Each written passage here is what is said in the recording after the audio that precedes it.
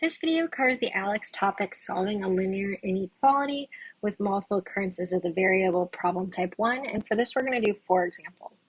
So we need to remember PEMDAS, we need to remember our additive property for inequalities, as well as our multiplicative property for inequalities.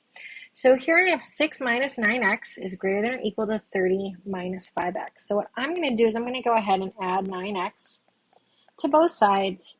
What I'm trying to do is get all of my variables together. So I have 6 is greater than or equal to 30 plus 4x.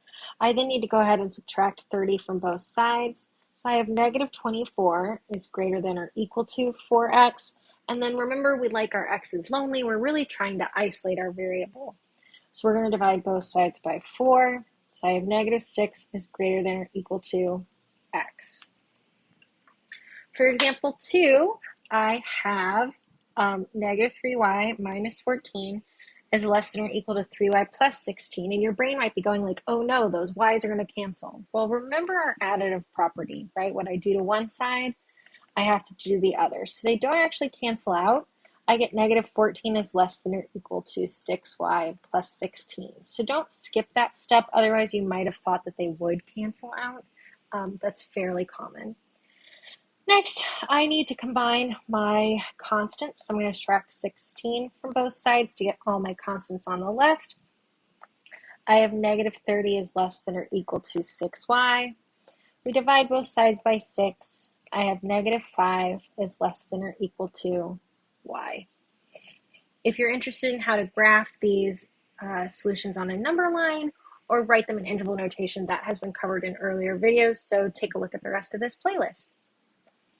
Our final 2 examples, I have 2w plus 7 is greater than or equal to 37 minus 4w. So I'm going to add 4w to both sides. Let's move to the variable to the left for these next 2.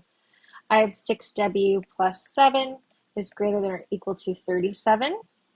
I'm going to subtract 7 from both sides. I have 6w is greater than or equal to 30. Sorry, that's kind of a messy greater than.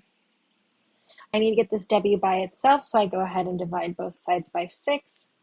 W is greater than or equal to 5. For example 4, again, this time I'm going to practice moving my variable to the left. We typically like it on the left-hand side. So I've got negative 6x. I'm subtracting 6x. So I have 2x minus 11 is greater than or equal to negative 5. I add 11 to both sides. I have 2x is greater than or equal to 6. I divide both sides by 2 and find that x is greater than or equal to 3.